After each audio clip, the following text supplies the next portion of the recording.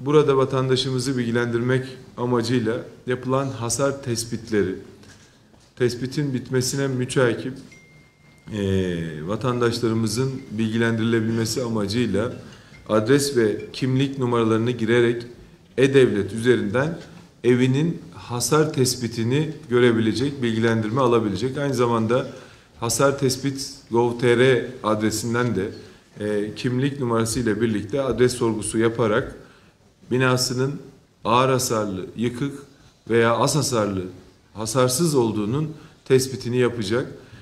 Burada şunu da ifade etmek gerekir. Bu tespitler yapılmadan kesinlikle binalara girilmemesini önemli ifade etmek istiyorum. Burada ağır hasarlı, orta hasarlı ve yıkılmış binalara girilemez. Az hasarlı ve hasarsız binalara da vatandaşlarımızın hasar tespit çalışmaları bittikten sonra ilanıyla birlikte bu binaları kullanabileceğini de buradan ifade etmek istiyorum.